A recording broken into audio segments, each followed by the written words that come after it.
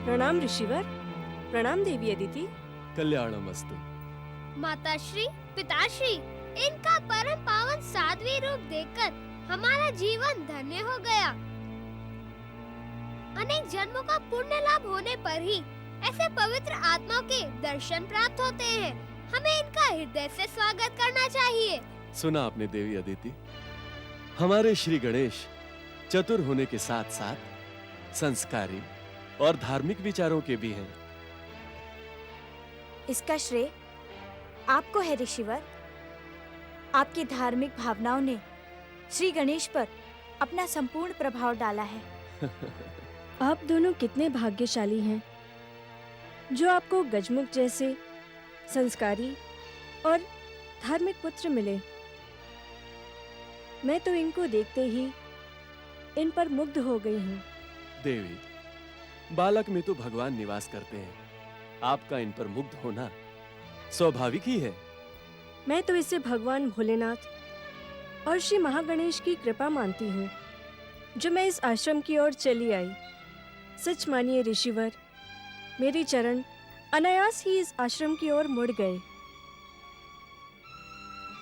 इन्हें देखकर मेरा मन हो रहा है कि मैं ये आश्रम छोड़कर और कहीं न जाऊं।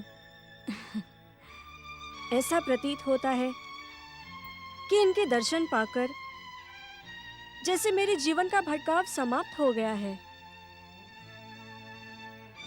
आपको देखकर हम सभी धन्य हुए साध्वी माता जी। यदि आप हमारे इस आश्रम में निवास करेंगी तो हमारा सौभाग्य आकाश से भी ऊंचा हो जाएगा।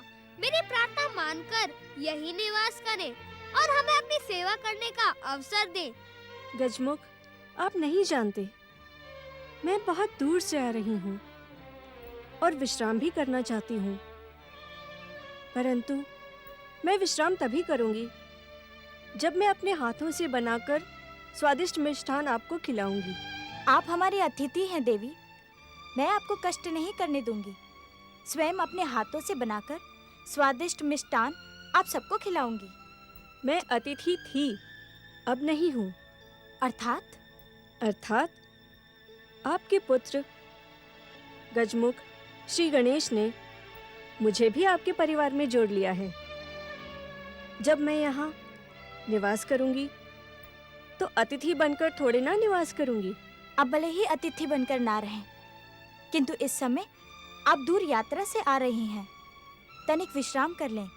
मैं मिष्ठान के साथ आपके लिए भोजन भी बनाती हूँ। नहीं देवी, नहीं। इतने प्रिय बालक के लिए मिष्ठान बनाने से मेरी यात्रा की थकान स्वयं ही नष्ट हो जाएगी। आप मुझे ना रोकिए देवी। ऋषिवर, जिनके परम पावन दर्शन पाकर हमारा सौभाग्य जाग उठा है, उन्हें कष्ट देकर क्या हम पाप के भागी नहीं होंगे? मैं आपकी भावनाओं का आदर करती हूँ देवी, परंतु मुझे आप इस पुण्य लाभ से न रोकिए। आपको आपके प्रिय गजमुख श्री गणेश की सौगंध। सौगंध? इतनी छोटी सी बात के लिए सौगंध की क्या आवश्यकता है? आप मेरी भावना समझ नहीं पा रही देवी, अथवा मैं अपनी भावना आपको नहीं समझा पा रही। जिनके दर्शन पाकर मेरे जीवन के भटकाव का अंत हुआ, उन्हें अपने हाथों से बनाकर मिष्ठान खिलाए बिना मेरे मन को शांति नहीं मिलेगी। आप कुछ कहते क्यों नहीं श्री गणेश? मैं क्या कहूँ? मेरे लिए तो आप दोनों माताएं एक समान हैं और मैं अपनी माताओं के मध्य नहीं आना चाहता। देवी अदिति, मैं भी तुम दोनों के मध्य नहीं आना चाहता, परंतु तुम्हें इन साध्वी देवी की इच्छा का सम्मान करना चाहिए। जैसी अब सबकी इच्छा।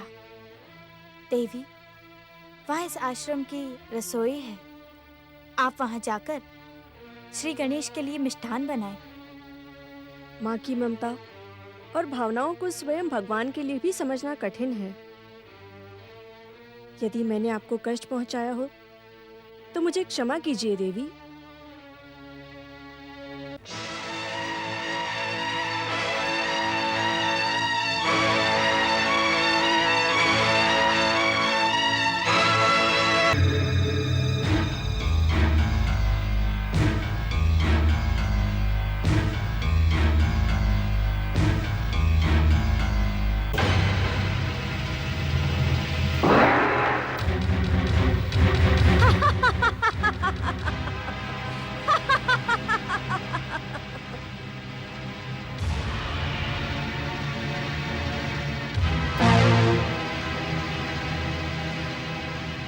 मैं तुम्हारे पुत्र को ऐसा मिष्ठान खिलाऊंगी कि उसका स्वाद बताने के लिए भी वो जीवित नहीं रहेगा।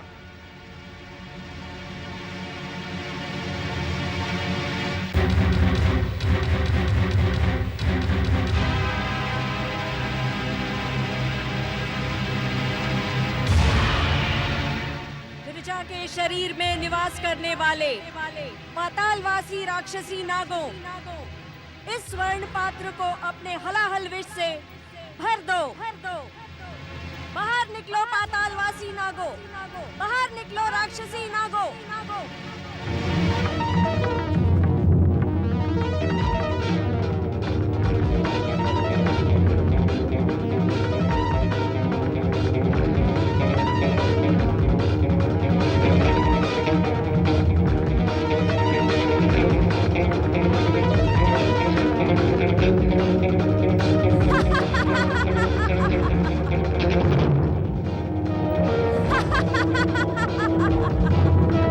शीघ्रता करो, इस पात्र को अपने हलाहल विष से भर दो।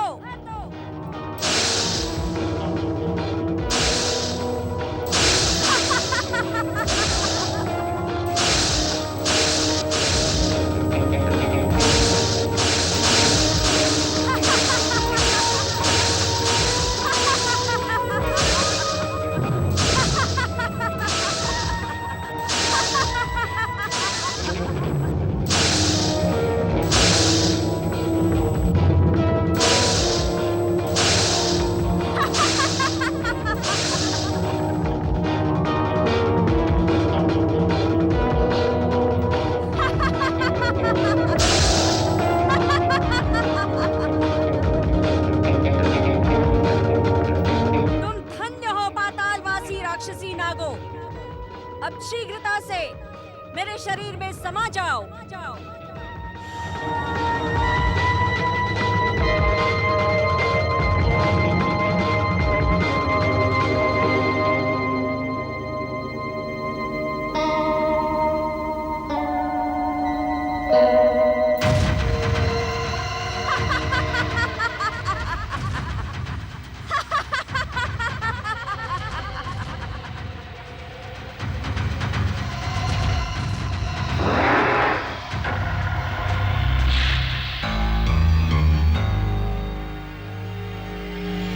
स्वादिष्ट खीर।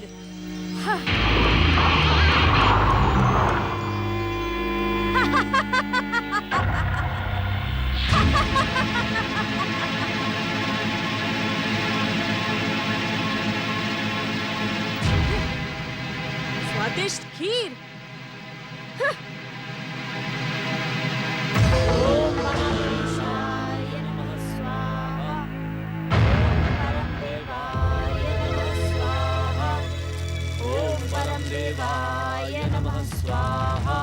प्रिय गणेश, कहाँ हैं आप? देखिए, मैंने आपके लिए अमृत के समान स्वादिष्ट खीर बनाई है। प्रिय गणेश, शीघ्र मेरे पास आइए। प्रिय गणेश। ऋषिवर, प्रिय श्री गणेश कहाँ चले गए?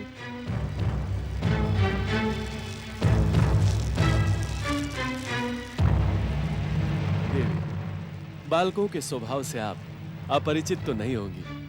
किसी मृग शावक को देखकर श्री गणेश उसके पीछे भाग रहे होंगे। वैसे भी इस वन में उनका कोई साथी तो है नहीं। आप उन्हें पुकारे ऋषिवर, अन्यथा इस स्वादिष्ट खीर का स्वाद व्यर्थ हो जाएगा।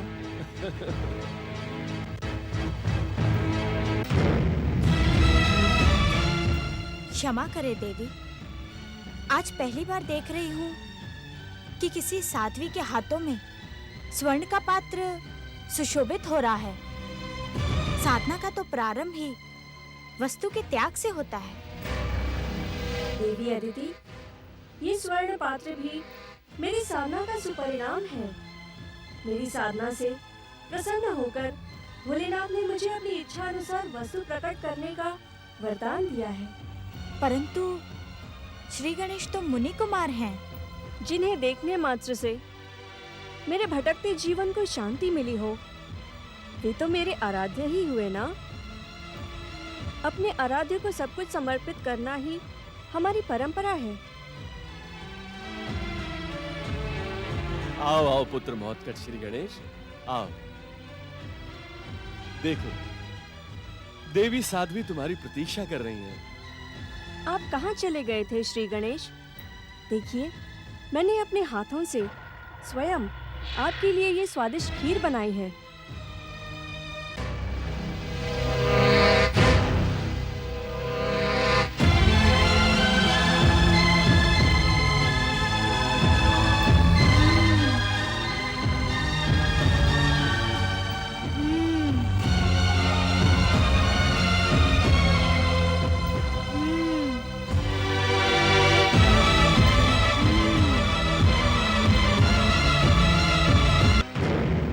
साध्वी माता जी, मैं अपने माता पिता को भोग लगाए बिना कुछ भी नहीं खाता। माता द्वारा बनाए हुए मिष्ठान का माता को ही भोग। सांसारिक परंपरा को तो आप भली भांति जानती हैं। अपने आराध्य को सब कुछ समर्पित कर देने की ही परंपरा है। पुत्र के लिए तो माता पिता ही आराध्य हैं। साध्वी माता जी, इतनी से खीर से हम सबका पेट नहीं भरेगा। आप जाएं, हम सबके लिए खीर बनाएं और हम साथ साथ भोजन करेंगे। आप कष्ट ना करें, मैं सबके लिए भोजन बनाती हूँ। उस भोजन के साथ हम ये स्वादिष्ट खीर भी खाएंगे। मेरा हृदय न तोड़े श्री गणेश। मैंने कितने प्रेम से आपके लिए ये स्वादिष्ट खीर बनाई है। प्रेम से समर्पित की हुई किसी भी वस्तु को स्वीकार करना भी तो एक परंपरा है। यदि आपने इसी समय मेरा ये उपहार ग्रहण नहीं किया तो मैं बिना कुछ खाए पिए यहाँ से लौट जाऊंगी। पुत्र श्री गणेश, तुमने इन्हें माँ कहकर सम्मानित किया है। इनकी आज्ञा का पालन करना तुम्हारा कर्तव्य है। देवी अदिति के कथन पर चकित न हो महोत्कट।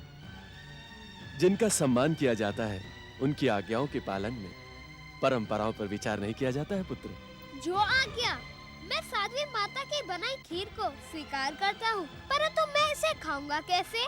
वैसे ही जैसे आप माता अदिति द्वारा बनाया हुआ भोजन करते हैं। मैं भोजन कहाँ करता हूँ? क्या आप भोजन नहीं करते?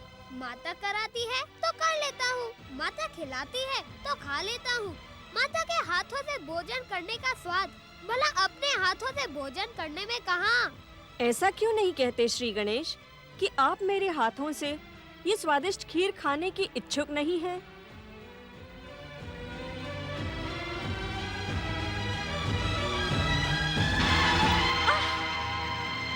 ये क्या कर रहे हैं श्री गणेश?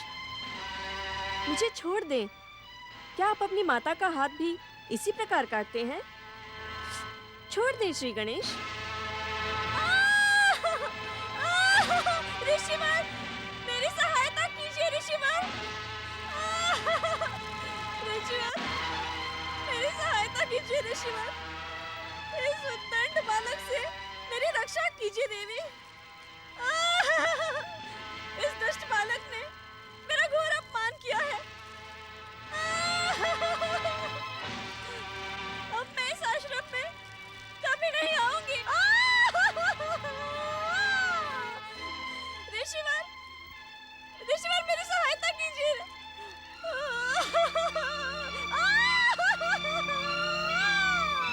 ऋषिवर, ऋषिवर पुत्र महोत्कट, पुत्र महोत्कट, तुम्हारा ये आचरण अनुचित है। आप साध्वी देवी को छोड़ दें। छोड़ दे पुत्र।